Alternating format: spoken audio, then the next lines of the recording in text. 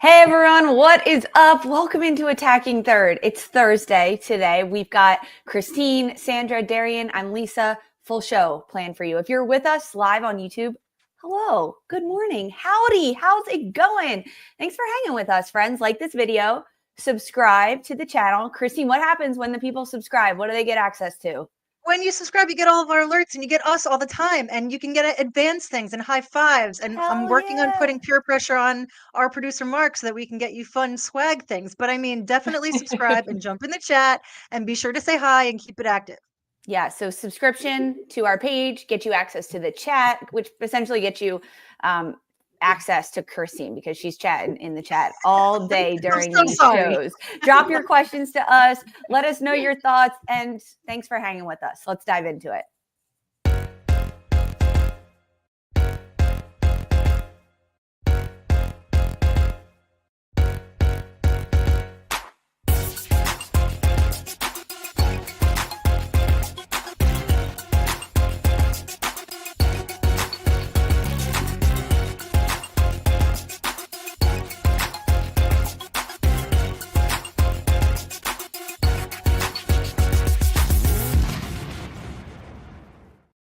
Hey everyone, welcome into Attacking Third. It's a Thursday episode with a countdown to the 2025 NWSL season continues and a packed show on deck for everyone. Alongside Christine Cupo, Sandra Herrera, Darian Jenkins, I'm Lisa Carlin.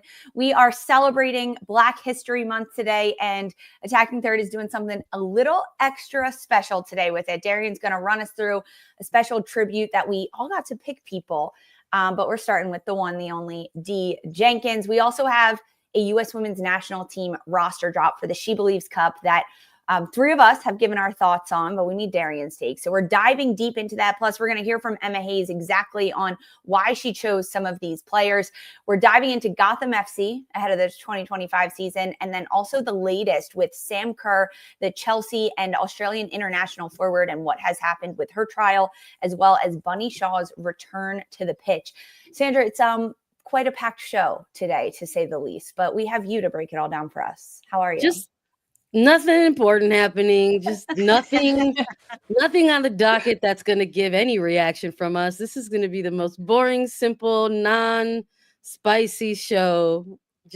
I hope you like milquetoast because there's cold no way we're oatmeal. It's giving oatmeal. Canada circa 2022, Darian. Yep.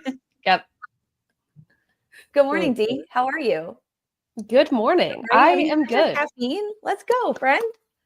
I didn't know where we were going. No, I'm good. Good morning. Hello, everybody. I'm excited to talk about everything we're talking about today, especially celebrating Black History Month. Let's go. Shouldn't just be a month, but hey, let's highlight some incredible athletes. So I'm excited to kick us off today about that. Yes, I am as well. Christine, you're with us. You're hanging in the chat. It's a good day. Happy Thursday. Absolutely. No, you guys actually are releasing all of the endorphins that I've been begging for since the beginning of the week, quite frankly. So happy to see the chat. Happy to see your pretty smiles on the screen. I'll high five you in real life, hopefully soon. But I'll take what I can get. Damn it, chat. What's up? Like, what do you care about most today? Like, let us know in the chat there. Like, I want to see out of my little peeper so that I could do my little cat meme hands while Darian does her very important and expansive Flojo chat.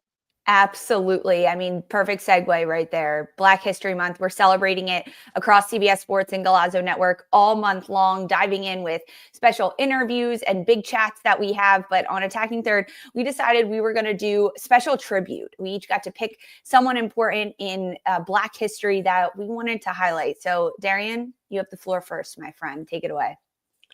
Thank you all. I am honored to kick us off with celebrating some athletes that not only had an impact on us personally, but that have made a long-lasting impact in the world. And the athlete that I wanted to choose, well, there was a lot to pick from, but I went with the iconic Flojo. Not only because she went to UCLA, but because of the impact that she left, not just on track, but bringing Black culture, hairstyles, nails, homemade outfits, her self-expression without having to verbally say anything to the field. And I think we've seen that impact so many athletes following her because she had a short life, sadly, but the impact she left is immeasurable. Probably know her most from these iconic fits, but she was also a trailblazer in the track world. You probably remember in the 1988 Olympics in Seoul, she won 3 Olympic gold medals and 2 silver, and held the reigning fastest woman alive for so long. And the impact that she left, I think, is so important to me because it's one of the first times that we saw a Black woman with the self-expression of wearing her hair naturally, something that society has always told us you're not supposed to do, that it's unprofessional, that it is not beautiful, something that we still struggle with today. And she rocked it on the field. Her nails, this is my favorite photo of her, seeing Black hands wrapped, interlaced with red, white, and blue with a bunch of Olympic gold medals, and then showing what has always been deemed as ghetto and not clean, these long, beautiful nails with decorations, with sparkles, representing the country that she represents. And I just love this. I think this image is so impactful.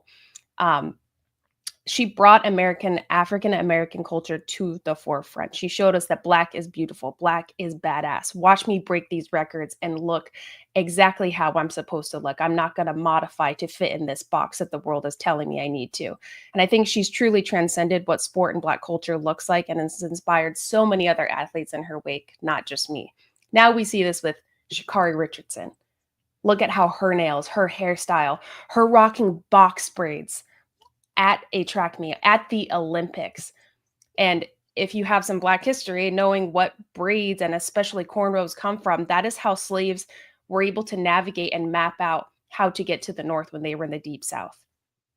Rocking this is such a statement. Not only do we see this on the track field, we also see this on the soccer world. We have players like Trinity Rodman, who's now rocking pink box braids at the Olympics. Long down to her back, bussin', the light pink, Megan Rapinoe-esque, but making it her own, and wore it the entire tournament. And we have all these iconic images. We have players like Corey Bethune, who's doing the same thing, who shows out in her style, her fashion, the way that she changes her hair up that's authentically Black. And this, I think, all stems from an athlete like FloJo, who inspired these players. Not only does this transcend on the field, but even coming to the pitch, you have players like Rodman, Corey Bethune, Mandy Freeman, who rock their style, who show, you know what, I look good, I feel good, I play good. I think these athletes being authentically Black, showing their stuff, not being afraid to break out of the mold that especially Black athletes are told how to be is really, really impactful. And I think this all stems from FloJo. And now we have the next generation of young athletes that are styling themselves after players like Rodman, Bethune, and Mandy Freeman, who have their own pink box braids playing around. I know producer Mark has this really cute video that was posted on Instagram by this girl's parent, that she had these long box braids going to kick around and play soccer. But I do think that FloJo has had such a long-lasting impact on the Black women's sports world. And we see that self-expression and authentic Blackness now. And the world is now embracing it, and I love it. And it just needs to continue happening. Not just this month, but year-round. Year-round. Darian, holy cow, well said. This was so cool. I mean, I love FloJo. I loved watching like videos of her. I remember that growing up, my best friend was a track and field athlete, and like that's who we talked about. Like that was it. Very well done. Like that should be the end of the show, guys. Yeah. Like, we've been top of this. Good. We're gonna wrap it up. Yeah. Oh man. What? Congrats. What a tone setter. I'm like, oh great, we're about to do these and I'm gonna be emotional during every single one of them. Like great. I was just in the background looking at the photos, like in my feelings, like God, what a hero, man. What an example. Just like be you energy, like show up as yourself every single chance you get. Love it. And beautiful. Yeah. Just So like beautiful. So cool. I was, Her like looking at this and I'm like, was FloJo like my first crush? Like, am I going through these right now? Like, Jesus. Incredible. I love her nails. I love her nails wrapped around those gold medals. That's my favorite image. It's so powerful. She's such a badass. Like, quite frankly, obviously, like white kid growing up, but like running track, I feel like everybody was so boring. And then there was FloJo, and you were just like, you had to take notice. She refused to kind of dim her light, and you were just like, yo, she's so freaking cool. She's like a princess. Like, I want to be like her. Well, guys, stick around all month long. We're continuing to celebrate Black History Month here at Attacking Third. We're all going to get to highlight someone that means a lot to us. Dee, thank you for kicking it off. Really appreciate that. No one to do it better. But now we need your thoughts on the U.S. We're sticking with U.S. internationals here, from FloJo to the U.S. women's national team, because earlier this week, Emma Hayes had dropped her 23-player roster for the SheBelieves Cup that is set to kick off February 20th. And of the 23 players called up, only 2 goalkeepers, so 21 field players. To run through it quickly for everyone: goalkeepers Jane Campbell and Mandy McGlynn, defenders Tierna Davidson, Crystal Dunn, Emily Fox, Tara McKeown, Jenna Nighswonger, Emily Sams, Emily Sonnet, and Giselle Thompson. Midfielders Corbin Albert, Sam Coffey, Lindsay Heaps, formerly Haran, Claire Hutton, Jaedyn Shaw, Lily Johannes. Forwards Lynn Biandolo, formerly Lynn Williams, Michelle Cooper, Katarina Macario, Yasmin Ryan, Emma Sears, Ali Setnor, and Alyssa Thompson, plus 3 training players who can't be on the game day roster, but goalkeeper Fallon Tullis-Joyce, defender Savvy King, and midfielder Hannah Bibar, all of which are uncapped. First-time call-ups for Claire Hutton and Michelle Cooper. And Hutton Cooper also joined the group of Tara McKeown and Giselle Thompson as players without a cap. Dee, initial thoughts when you saw this roster drop, the 23 players. We need your thoughts. Give it all to us. I love it. Hey, Emma Hayes is standing 10 toes down in, I'm bringing in young players. I'm going to bring in uncapped players. We're going to develop this player pool like U.S. soccer has never seen before. And I think going into SheBelieves Cup, a tournament where, hey, this is where you can really test competition. You can really test out how these players are going to go, how they measure up against heavy hitters like the other teams in this tournament. I love it. I love that you have some veterans sprinkled in. I think it makes sense. I was listening to the last podcast you guys did when this roster first dropped. And it makes a lot of sense that the players that are in Europe that are maybe kind of are in preseason right now, getting up to the speed of a season again, maybe getting back into full fitness. This is the opportunity for those players that are in the middle of the season in Europe or have been training in the off season, maybe going on loan or whatnot, and have come back, that are ready to go. And what a time to prove yourself. I mean, I think especially even looking at this midfield, that was one of the positions, the areas of the field where I was wondering, how are we going to add a little bit more depth into this? How are we going to see these players get the competition they need so that, hey, when World Cup, when Olympics comes back around, they are ready. They have some games under their belt that can measure up to what a World Cup and an Olympics looks like. And I think this really proves it. I also love seeing Katarina Macario back in, and she's a 9. She's going to be a center forward. So I think I'm interested to see how she slots in, but I love this roster. Darian, Kat is just listed under forwards. It doesn't say number 9. Well, she's not going to be on the wing. We know. we know she's going to be in the middle. I agree. This midfield group that you touched on, Claire Hutton being in here, a rookie in the NWSL last year in Kansas City, absolutely proved that she can keep up with anyone. I mean, when you're in the midfield going up against Marta, when you're going up against veterans in the league like Danielle Colaprico, and you're playing with Dabinia and DiBernardo every single week, you learn. And Claire Hutton has proven that she can go stride to stride with anyone in the league. She should be on this U.S. roster. Give her a chance. I really hope we get to see her initially in the SheBelieves Cup.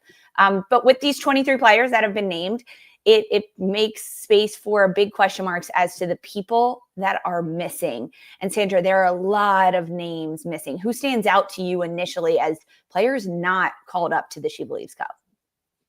Yeah, I think I'm a little surprised to not see Ashley Sanchez in the mix. I think this is a player that has got called into camps kind of post Olympics and getting reintegrated into the scheme of things. And I think it only caught me off guard in the sense, everything that I picked up on between Jaedyn Shaw and her during Media Day last month in LA. So NWSL Media Day, got to chat with both of them, and they enjoyed spending time together during the camps. And I believe the quote that Sanchez dropped was that conversations were had, that they're very excited to kind of establishes chemistry between each other, and that they're both looking forward to building and growing together. So I'm a little surprised by that omission. Just thought maybe that would be something that Hayes and the coaching staff would want to see moving forward.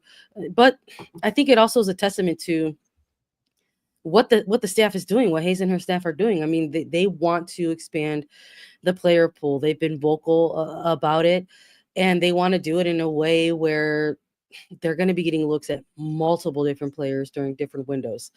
So maybe by that account, it shouldn't be too surprising as far as omissions, And of course, there's the triple espresso attacking line. I know folks are going to be fixated on that, especially just because it's the third consecutive camp that they are not a part of it at this moment. But I wrote it up. People can go read it, but it's very evident just based on some of Hayes's answers and line of questioning that she gets about it, that it's a combination of just timing, availability, and ultimately strategy moving forward for this national team. Thinking of another omission, looking at this goalkeeper position, where's Casey Murphy? I mean, for years, I think Casey has been the kind of standing in the shadow of Alyssa Nair, thinking, hey, this is going to be the next player, the next goalkeeper that is the face of that goalkeeping position for U.S. soccer. I mean, that's the impression I've gotten from how often she's been involved in camps, when they did rotate the goalkeeping position, or when she did get minutes, which was very few and far in between. It was always Casey Murphy. So now to not even be called into She Believes, when, hey, this is the chance where you can prove yourself. There's younger players coming in. You've been with the national team for a long time, in and out of camps. This is how you build connections. It's interesting to me that she didn't make this roster, and she's on the North Carolina Courage preseason roster. So it's interesting. I'm wondering what's happening with that. And hey, I'm sure Jane Campbell coming back from injury. Jane's a really great goalkeeper. She's great with her feet. She's great playing out of the back. I think we've seen Mandy McGlynn grow a lot, but it seems like a lot of time invested in Casey Murphy is for what, if you're not going to bring her to a tournament like this? Also, Falentola's choice being on the training roster, not on the main one. It's weird that there's only two goalkeepers, but biggest omissions that, I mean, Sandra mentioned Trinity Rodman, Sophia Smith, Mallory Swanson, the triple espresso. They have caught a lot of people's eyes. No Rose Lavelle. She is still coming back from an injury. No defender in Naomi Girma. She is newly traded to Chelsea. She's also coming off of a little bit of an injury. But there were a lot of question marks around Hal Hirschfeld, Alyssa Melanson, the defender, what was happening there, Ashley Sanchez. But so many people have been asking about triple espresso, and Emma Hayes addressed it directly in her post-roster drop press release. Take a listen. I think the way I view it is I just control what I can control. So they're not available. So I don't have to think about it. Of course, I would love those players to be with us, but they're not. So what an opportunity it is for everyone else to develop as a result of that. And like I said, I'd rather take these learnings now than I would say 6 months in the lead up to a major tournament. Like, I want to be in a position where, I see how long it takes for players to actually settle into the national team level. And there's plenty of research that says it takes a minimum of about 6 camps, per player. So us developing the WNT side by side with the under 23s for the whole of this year, like Aaron said, starting from April, we're going to consistently develop 50 plus players every international break. And for me, that's an opportunity, and one that we must maximize. Interesting. The fact that Emma Hayes says it takes a minimum of 6 camps for a player to settle in, Christine, that's a long time. That's a lot of camps. It's interesting in contrast to what we know that Emma has already done with a little amount of time, i.e. win Olympic gold. So I don't know. For me, the math isn't mathing. Like that is a lot of time, and she's already done more with less.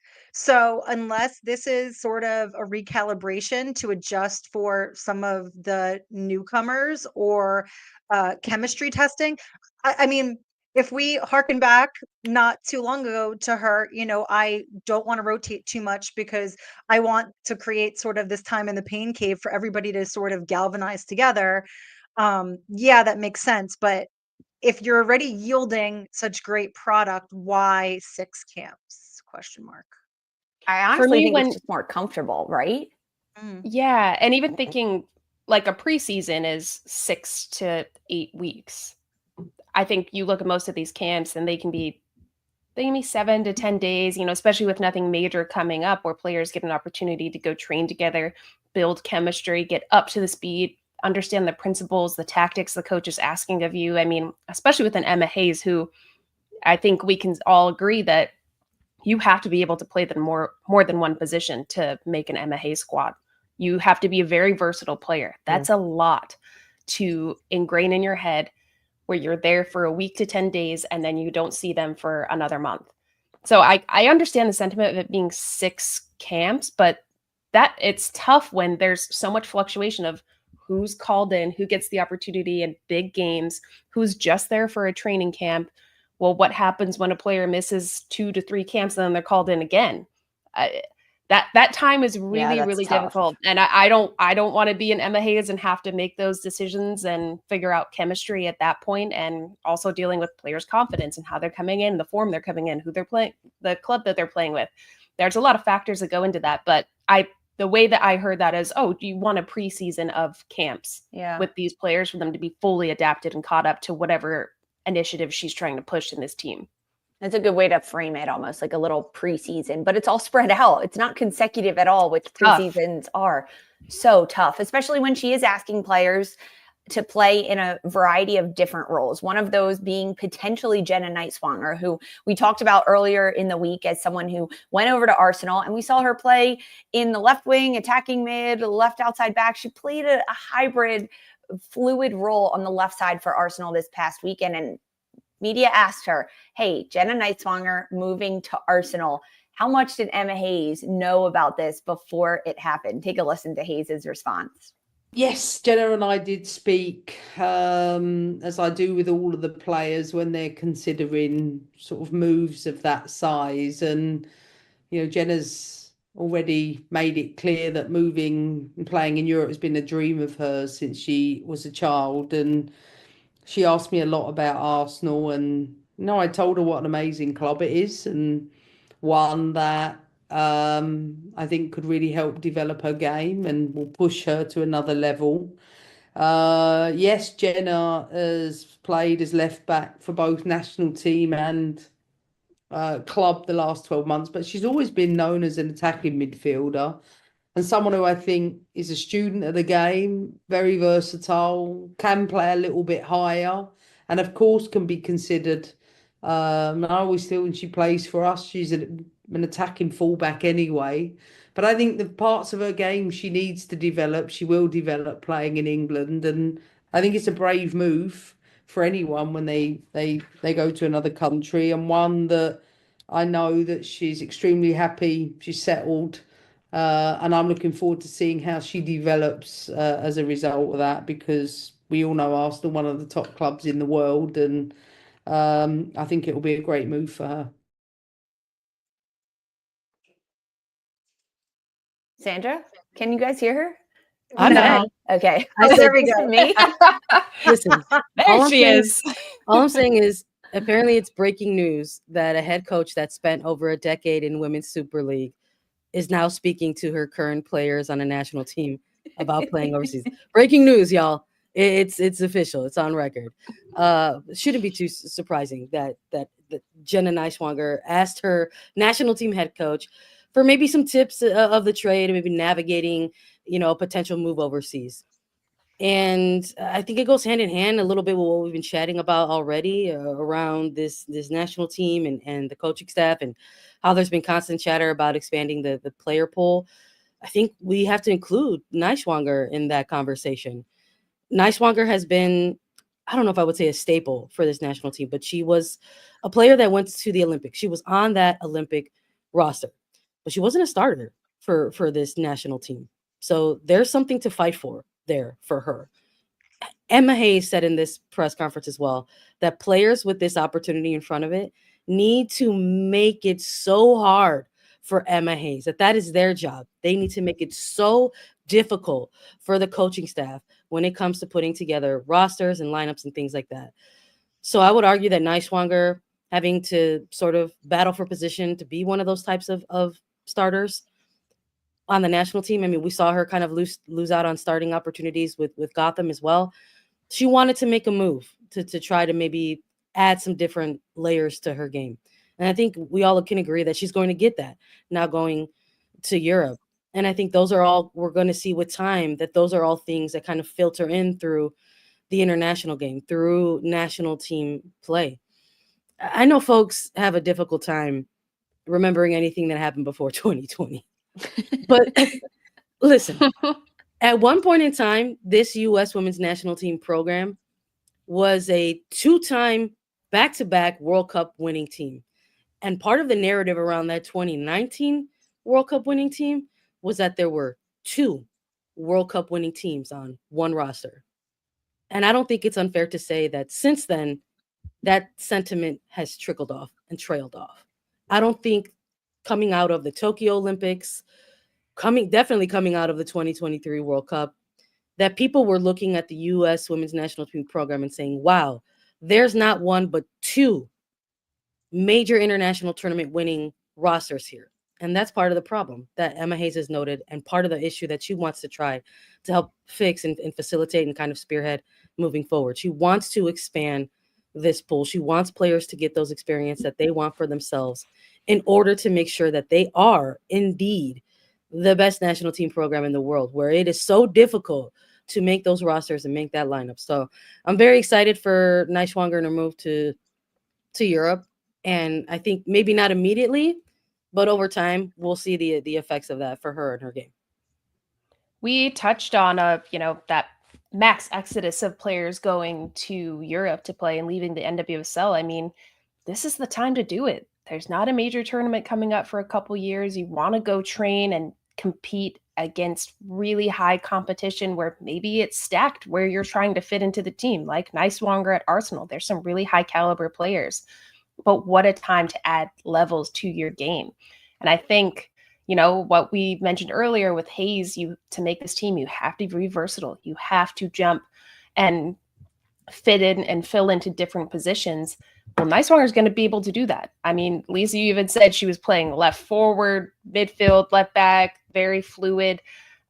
She needs that. I think that's a player like Crystal Dunn, who played overseas, had to develop her game in that way. And it's been the biggest asset in her career.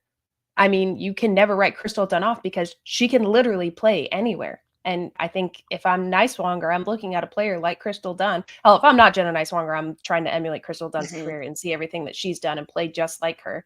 But this is such a smart move.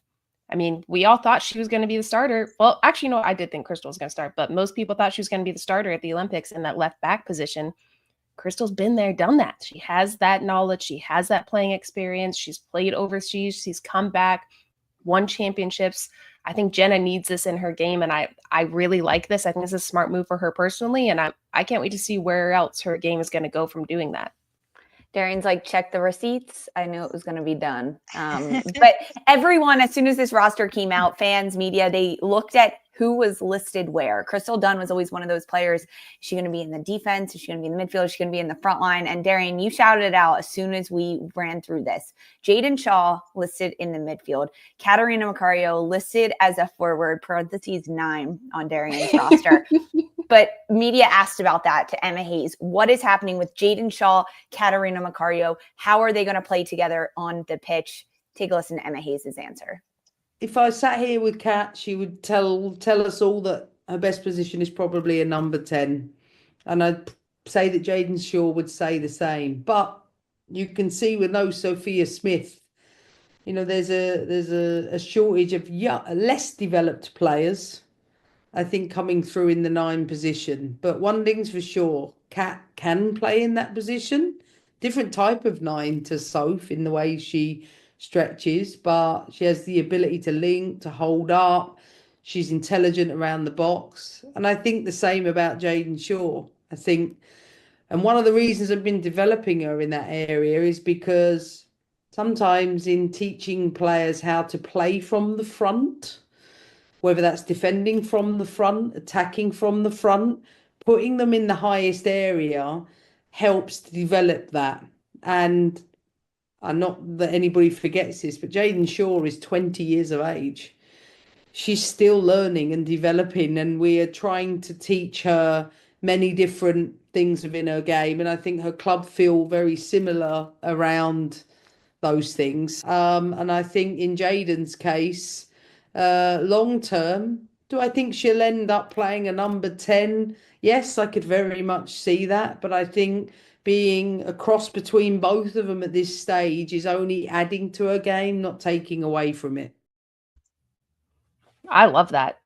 Again, the versatility factor, playing in the 9, the 10. I think Jaedyn Shaw and Macario, they have similar qualities where Shaw's maybe a bit more pacey than Macario and can have somewhat of a stretching factor, but the hold-up play, that technical aspect they bring to that's a little Sophia Smith-Wilson is just as technical, but it's different. She's going to turn on the ball. She's going to drive at you. She's going to try to go 1v1. Because I think these players are going to look to combine, be a little bit cheekier with who's around them, and find different ways to get in. So I like this for Shaw. I love it for Macario. I think, again, it's Hayes just saying, you got to develop in different positions. We want to have different levels to our game. Tactically, we can throw somebody else up in the 9 that's going to be more of a holdup, that's going to look to not run in behind, and we're going to leave that to our wingers. It's the U.S. is going to be a scary team to play. Like, there is multiple ways they can take you down. They for sure are. Emma Hayes continues to bring in different players in different positions. Iron sharpens iron, and that's what she's building. Multiple teams. Oh, you guys all nodded. You like that one. You can watch the U.S. women's national team in action in the SheBelieves Cup. It all kicks off Thursday, February 20th. They will take on Colombia, Australia, and Japan. And your place for all the previews, all the recaps is right here on Attacking Third. So subscribe and follow us as a podcast, because then you'll get alerts for when we go live on YouTube and live reactions to all of the SheBelieves Cup games as soon as they wrap up. All right, guys, that does it for our U.S. talk. But now we are going to dive into NWSL, specifically Gotham FC, what they need to do to get back to a championship game in 2025.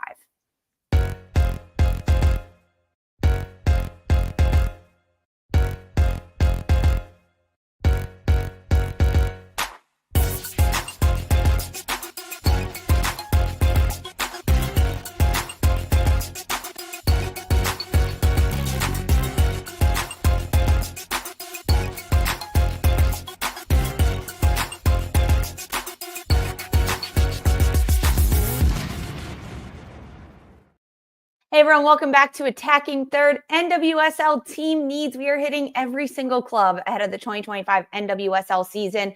And today we are talking New Jersey, New York, Gotham FC. Gotham and Juan Carlos Amorós finished in third place at the end of the 2024 campaign with 39 points, 17 wins, 5 draws, 4 losses, and a goal difference of plus 21. They made it to the postseason, but ended up losing to the Washington Spirit in a penalty kick shootout, 3-0. Remember Aubrey Kingsbury standing on her head, making 3 saves? How could we forget? The end of the season for Gotham was fabulous. They won 9 of their last 11 matches with just 1 draw against Kansas City and 1 loss against Orlando Pride, the top 2 teams in the league. This offseason so far saw a lot of movement from Gotham. They signings, players that they brought in, forward Midge Purse, Brazilian forward Gabby Portillo, defender Mandy Freeman is sticking around, and forward Jessica Silva. They've also added in midfielder Jalen Howell, goalkeeper Shelby Hogan, forward Stella Atiemke from Ghana, and then 4 college players, Sarah Shupansky, Lily Reel, Kyla Harper, and goalkeeper Ryan Campbell. But they've lost so much in this offseason. Goalkeeper Michelle Betos is now on the technical staff as an assistant goalkeeper coach. Crystal Dunn is gone to PSG. Yasmin Ryan, Delaney Sheehan, and Abby Smith have all gone to Houston. Maitani Lopez to Chicago. Sam Hyatt to Portland. Cassie Miller and Lynn Williams to Seattle. And McCall Zerboni and Svava Gudmundsdottir are both out of contract. So it is an interesting off season for Gotham with so much change. But Sandra, when you think about 2024 Gotham and already the changes that they've made for 2025, is this what you needed to see? What went wrong last year and what needs to change for this year for Gotham? I think you hate to narrow it down to just one specific thing, but they lost a penalty shootout in the semifinal. So much of what Gotham did last year was almost kind of like a slow burn, which is wild to think about because of the roster that they had last year. And I think what's important to note here is that a good chunk of that roster remains. Yes, there was a lot of overturn, and we saw players move on to different opportunities in new teams. But I like the acquisitions that they made. They saw a goalkeeper go to Seattle along with Lynn Biandolo and got Shelby Hogan.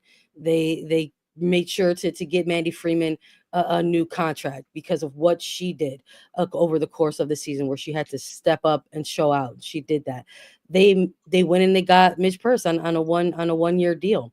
Maybe there was a lot of back and forth about what that contract could look like. What was Purse looking for in the offseason? Does that matter now? Because who knows? But what we know what it looks like now is that it's 1 year, one more year with Gotham. And they acquired Gabby Portillo, who is a very exciting Brazilian international player. So yes, they lose some things, but not only did they retain a good chunk of their roster, they've got some exciting pieces to move forward in 2025. Everything around Gotham's roster right now doesn't indicate to me that they are going to miss out on the playoffs in 2025. And for me, that doesn't look like or sound like a team that needs to put out feelers or try to get in front of a narrative or anything like that. You had an offseason where players left. Does that suck? Yes. Sometimes you got to take the L that comes with it and just ball, man. Just ball and let the ball do the talking.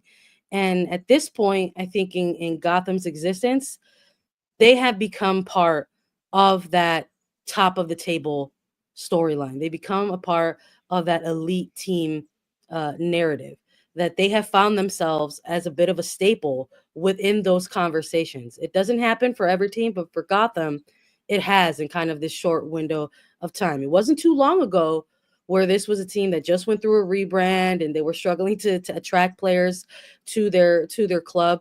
That's not the case for this team anymore. So when I look at this preseason roster, when I look at the players that are available to them and the season to come, they're fine. Receipts. I like it. Let's go. February 13th. I like it. Sandra says they're making the postseason. Dee, what say you? Sandra's dropping facts. I mean, I don't disagree with anything that she said. My biggest issue I had with Gotham last year is I think that they lost so much of the heart of that grittiness that Gotham had the year before. And I think that a lot of players looked unhappy. It looked like the culture had changed a little bit. Whatever. That happens. That happens to every sports team that's ever existed. My question now is, how do you build that chemistry again? How are you slotting people in? How are you making this that blue collar team with now this different technical game plan that Gotham's developed the last 3 years with Coach Juan Carlos there, that's bringing the best out of your players? I don't think we saw that last year. I think a couple of players kind of thrived in that environment. Most of them did not. Now you have less of these, star-studded names. You have a little bit more room in your roster. You have a lot of room to kind of change and elevate these players who are coming in, these younger players, maybe haven't had a lot of minutes, who have to slot into Juan Carlos' style of play. Let's see them build on that. The biggest issue that they had last year that I need to see this year, that's their big need, is just team chemistry. Let's see how you do it. Midge Purse is back leading that front line. I think that's going to change a lot of things for them. She adds so much to their attack. And let's see them build around it. The only question I have maybe in their entire setup is the midfield. I think they lost a lot of people. Yeah, that's a lot of players, especially Yasmin Ryan, who could play anywhere on the front line in the midfield. You have Delaney Sheehan, who is a constant. Who else is going to fill in there? Rose is kind of in and out. Neely Martin's all reliable. She's going to be there. Yeah, Who else can you I bring think up that's going to fit into those positions and still make them a really fearful team in that midfield? Because that was probably their biggest, strongest suit last year. Yeah. I think I agree with you there. I think that's my one big question with their midfield is especially like defensive. Are they going to play Jalen with Neely?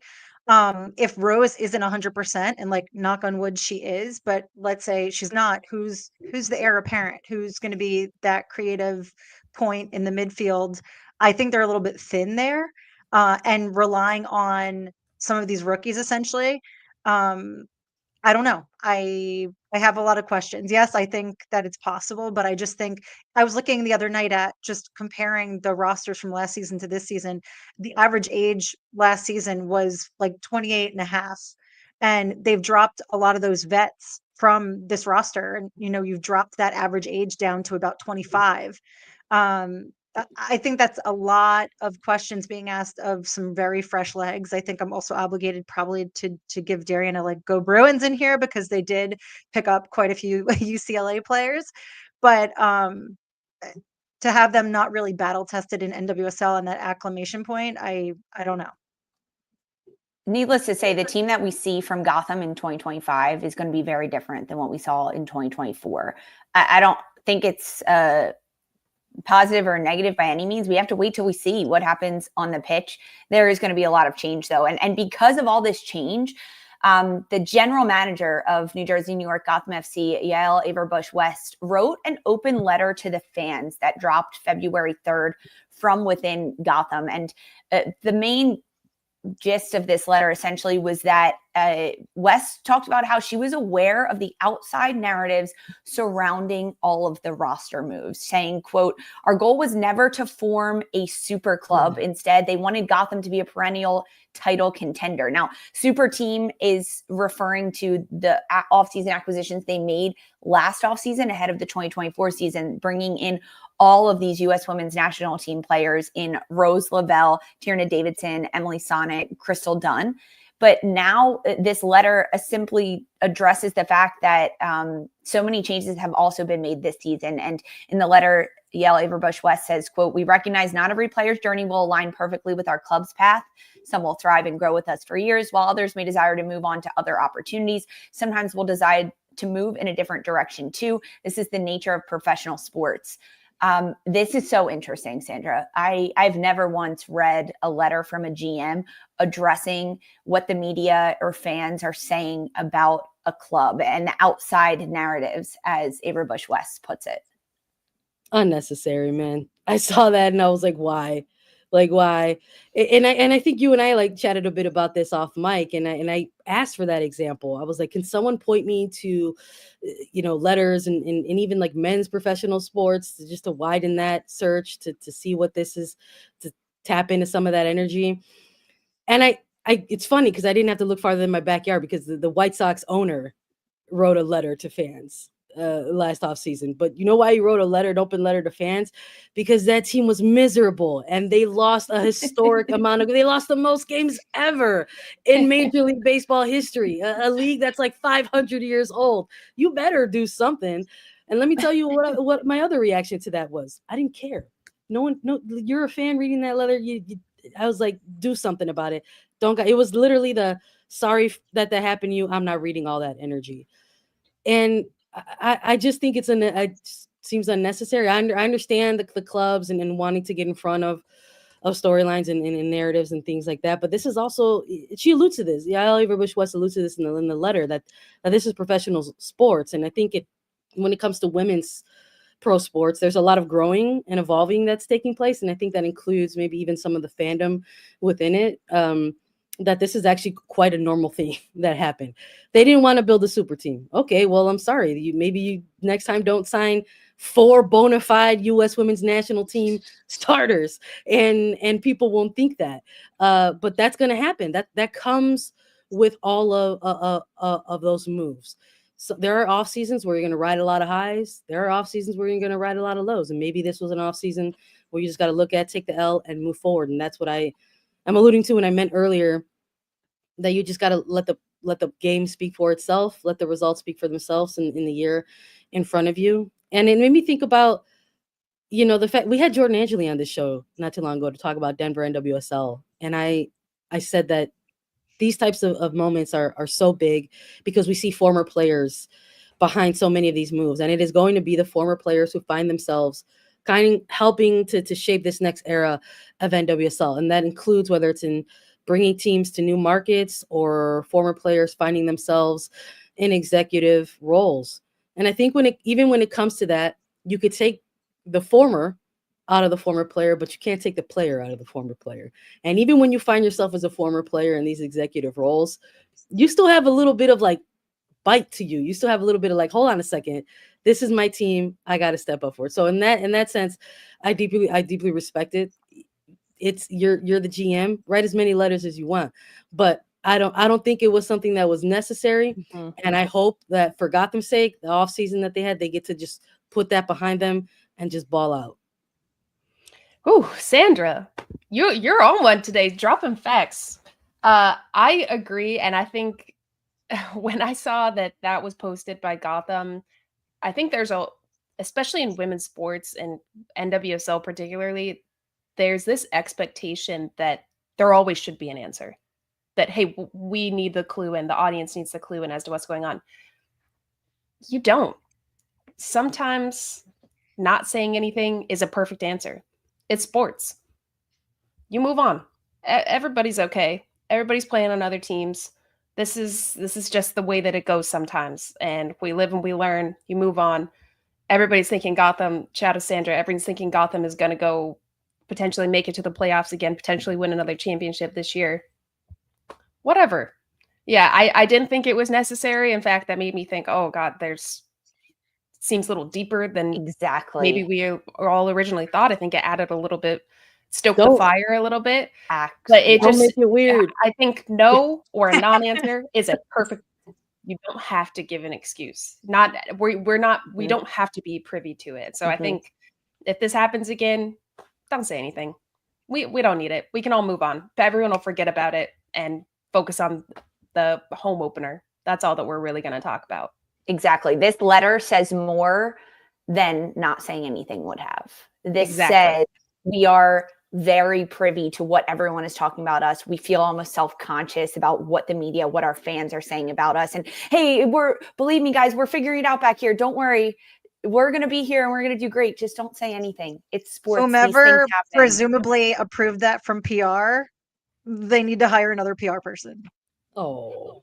Ooh. I'm sorry. That's reality. Like somebody needs to be able to pull the plug and be like, no, hands off the keyboard. We'll see if any other news drops out of Gotham. Of course, guys, we'll keep you updated. That's what we do here. We ran a poll on YouTube. If Gotham was going to make the postseason, 56% of you say, yeah, they're going to make the playoffs. 28 say it's going to be a deep run in the playoffs. And only 6% say that they'll actually win the NWSL title after they make the playoffs. 11% saying, hey, they're not even getting to the postseason. 2025 season is around the corner. Gotham kicks off all the action in opening weekend. We'll preview it all as we get closer. But don't go anywhere, guys. We have more Attacking Third coming up next. Stick with us.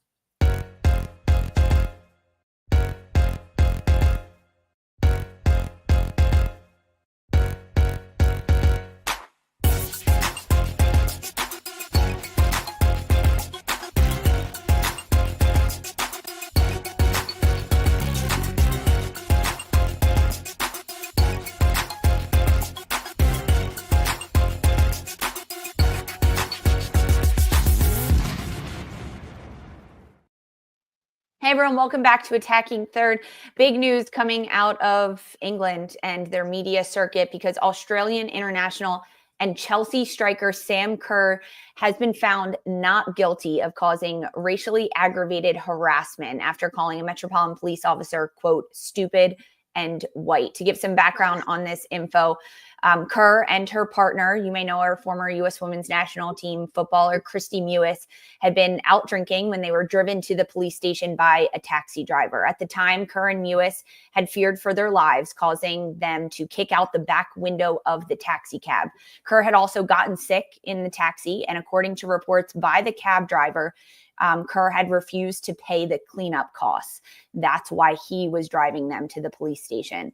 At a jury in Kingston Crown Court, cleared her in relation to this incident in Southwest London on January 30th. After the case, Sam Kerr apologized, saying, "While I do apologize for expressing myself poorly on what was a traumatic evening, I've always maintained that I did not intend to insult or harm anyone, and I'm thankful that the jury unanimously agreed." She denied using whiteness as an insult and instead claimed, quote, "I believe it was him using his power and privilege over me because he was accusing me of being something I'm not. I was just trying to express that due to the power and privilege they had, they would never have to understand what we had just gone through and the fear that we were having for our own lives."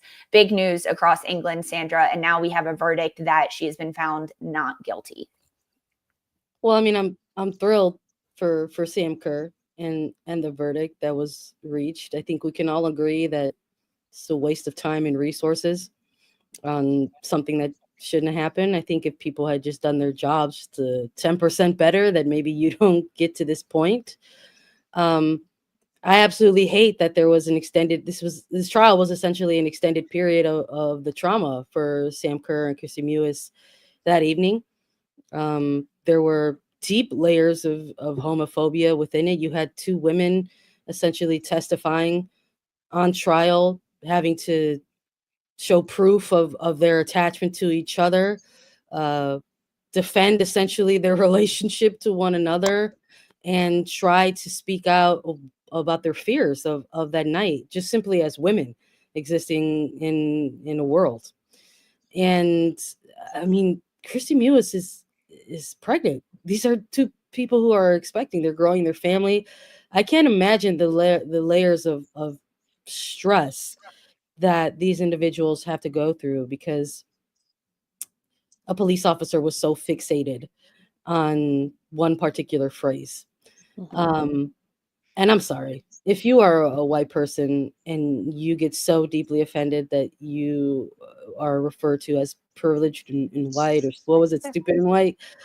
I don't know, man. Grow a backbone. Like, there are so many worse things to be called, in the heat of a moment. And you decided to just like fixate on this thing, and then it took off, and then a jury rightfully went through this, heard all the testimony, and said, you are playing this one very specific clip over and over, and there's so much more going on within this video that exists here that kind of shows and proves Kerr's innocence. And so I'm thrilled for Kerr that they can go ahead and hopefully move on, her and her family. But this is just another one of these examples and where the scales are very often tipped, not in the favor of women, and definitely not in the favor of women who identify as members of the LGBTQ plus community. Wow. Well said, Sandra. Very I well think said. truly I'm so glad that they've cleared this and they get to move on for this, because reliving the trauma of having to drag this out because of a comment of stupid and white. What's happening? They were locked in a taxi. Two women were locked in a taxi driving around. That to me is Terrifying. the scariest part of all of this. Yeah. Asking to be let out of a taxi and being locked in against their will, being driven around wherever. That is a nightmare. That is something every woman fears happens when you get into an Uber alone, let alone with your partner next to you. It's horrible. I can't believe that this has dragged on this long, and that's the focal point of stupid and white. That's the comment when their lives were. I would be fearing for my life if I were them, and they have made comments saying that they were. I'm so glad this is over with, and hopefully this is a lesson learned, and many people learn from watching this all play out. But it's so beyond stupid to me that this happened. A lot of the tying up comments about this are about, hey, when can we see Sam Kerr back on the pitch? She is still recovering from her ACL injury that she suffered about a year ago, but Chelsea has confirmed she's been training on grass this past week, and they're hoping that her return to play is imminent, around the corner. But really important that we touched on it. Darian, Sandra, great thoughts. I mean, I know that this is terrible. What a way to end the show. We got something else too. More news coming out of England with Kadisha Bunny Shaw. There have been reports that she was subject to racist and misogynistic abuse after Sunday's WSL match against Arsenal that happened February 2nd. This is the same match and the same incident, same weekend where Millie Bright said that she had received verbal abuse from a Chelsea fan. Manchester City released a statement saying, quote, discrimination of any kind, either in stadiums or online, will not be tolerated and has absolutely no place inside or outside the game. Bunny has decided not to share the messages publicly so as to not give the oxygen of publicity to the vile individuals who sent them. Aston Villa's Jordan Nobbs also put a statement out there saying, quote, it's just unacceptable, isn't it? We don't want that in the women's football world. They told Sky Sports Pitch to the Pod saying, quote, well, in any part of life, but it's so sad to see a player have to stay at home and miss a game because that type of abuse and racism. This is insane to see and to hear finally coming out from City and hearing kind of what unfolded, Darian, and everything that has happened. I mean, this is sick. This is nothing new. Sadly, this is a constant on the men's side, on the women's side, in daily lives of people of color. I hope that these people are severely punished. I want what Vinicius Jr. did with Real Madrid in Spain, where they're banned from the stadiums, they're serving jail time. Nobody should experience this. Nobody should have to experience this, especially around a sport, around a culture that represents the world. Soccer is the most colorful sport that exists, yet this shit is still being dealt with. And my heart breaks for Bunny. I sent her a long message. She stayed really mum about this, and I totally understand her not wanting to give any oxygen to these people or put any power to their words or have anything to do with it, and just separate herself and have the backing of her club, her teammates, of us, people around the world that want to fight against this racism happening. But it's insane that we still are talking about this in 2025, that people even think this way and feel the power to verbally say it to somebody. Yeah, I feel like the way that we frame it, right? And we're talking about, we don't want this in the women's game when we already know it's permeated the men's game largely. It's been an unending, ridiculous battle to the extent where new rules have been implemented on the men's side where, they stop games entirely because of a certain chant. And that in turn, to try to fix that, has also been weaponized in a way when a team is flailing about and they want to try to correct it. So I feel like greater fixes need to be implemented. This should never be on the shoulders of an individual player. And we've said this ad nauseum to the extent that Bunny Shaw feels like she needs to sub herself out because it's unbearable. I cannot imagine being put into that situation, and she shouldn't be, right? This should be a full-on Man City, stop the game, find the person, take the time, do what needs to be done. I don't care, drag them out in the square and publicly humiliate them on the Jumbotron. It's beyond reprehensible what's gone on, and the fact that we wanted to have this fence between the men's game and the women's game, it's not reality, right? People always say keep politics out of sport. You can't, because sport is merely a microcosm of everything else that's going on in the world. So it needs to be addressed before it continues to run on to the point that we reach an impasse where you have no turning back and no recourse whatsoever. People are not afraid. People do this behind keyboards, and now they're doing it in real life. They've been emboldened. Stop it. Scare them. Yeah, it's hard to disagree with that sentiment, honestly, because like we're coming at this from a place where it's like, oh, there's maybe sort of a resolution to this, and that it's in where it's like, oh, Bunny Shaw stepped away, but now she's back, and it's like, okay, yeah, sure, but at what cost? And it's devastating to even think about the possibility that this could be something that she can endorse again. And I think that is what is so frustrating about it for me, is that there's been some support that has been shown for this player, whether it's from club or other players in Women's Super League. But the very sad reality of it is that this may have opened a can of worms, that there could just be another terrible moment that she finds herself in. And it's what's going to happen when and if that occurs? How is this player being protected, and how are they being cared for? This is the reigning Golden Boot winner of Women's Super League. How are you protecting your player, and what kind of support are you giving, and what does that look like, and what does that mean? And so I'm grateful that she has made her way back to the pitch, but I don't think any of us can sit here and say 100% that she's okay, you know. So I just desperately want to try to find more solutions, you know, other than just the concept of racialized players have to endure, because that is so often the solution. It's like, look how brave they are. It's like, look at this, the way it gets flipped to adversity, that somehow enduring racism is an adversity, is something to be celebrated, that it should be endured and overcome, and then in that sense be celebrated. It's such a weird, strange thing to me, because it's such an outside looking in. It's such a white thing to say. It's such a privileged thing to say, to borrow some words from Sam Kerr. It's such a place of privilege to have that perspective, and to say, well, look how they've overcome this terrible thing. It's like, well, no, why are they going through this terrible thing to begin with? So it's, you know, it's tragic, and I hope it doesn't. I hope it's not this sort of ongoing thing that follows Bunny Shaw throughout the remainder of Women's Super League, in some messed up world where it does. I hope there have been some outline of action to help support this player moving forward. It's heartbreaking. It's horrendous. It's horrific. It's disgusting.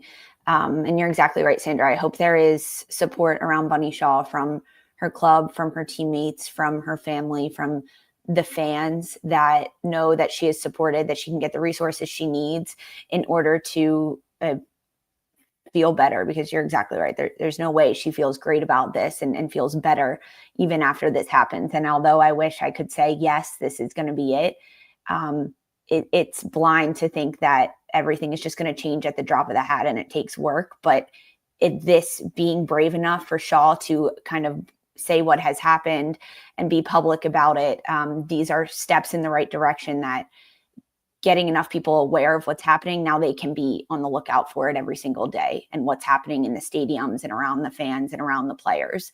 It's absolutely terrible.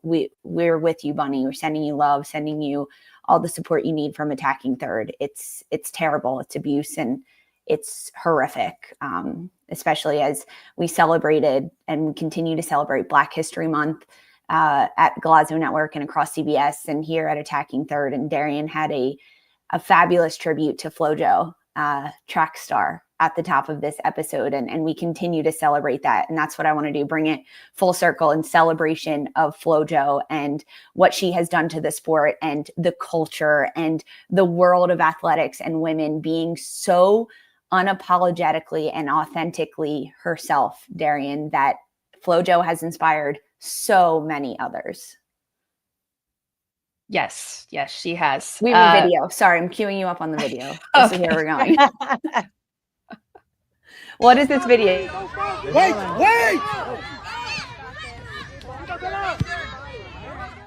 With the Rodman pink hair. How cute is that? I mean, without saying words, I think celebrating Blackness and the beauty of it transcends generations, transcends time.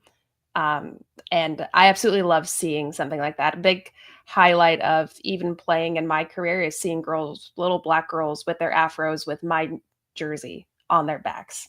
And so seeing somebody like Trinity Rodman on the world stage, one of the biggest female athletes of our generation, and seeing these little girls emulate her and do her hair and do her celebrations, that is what the game is really about. That's exactly what it's about. Sorry, I didn't know what the video was, so I didn't know how to get you there. We went there, so it's good. We still saw it. Trying to navigate a show when you don't know where you're going. Amazing. Behind the scenes of broadcast. Guys, thanks for hanging with us today. Final thoughts from you, friends? Christine, Sandra, Darian, as we close out? Happy Black History Month. Go eat at a Black-owned That's a much higher restaurant, note to celebrate. end on. Yeah, go celebrate, Let's do it. spread love. The world needs it right now. we can do this. The world Yeah, needs it. also like get active in your communities, find ways that are tangible other than just lauding people, which is very much needed, but go find avenues in which you can pitch in and make your energy and voice worthwhile. Happy Black History Month, everyone. Yeah. Start a stupid and white club and go do work in your communities to educate. Yes, seriously. Happy Black History Month, everybody. Happy Valentine's Day too. That's tomorrow. Sending love to all of you three, to Mark, to all of our listeners and everyone that joins us here at Attacking Third. Love you guys. We'll be back on Monday with a full show at 11 a.m. Eastern time. We'll see you then. Have a great weekend. For Christine, Sandra, Darian, and Mark, I'm Lisa. This was Attacking Third.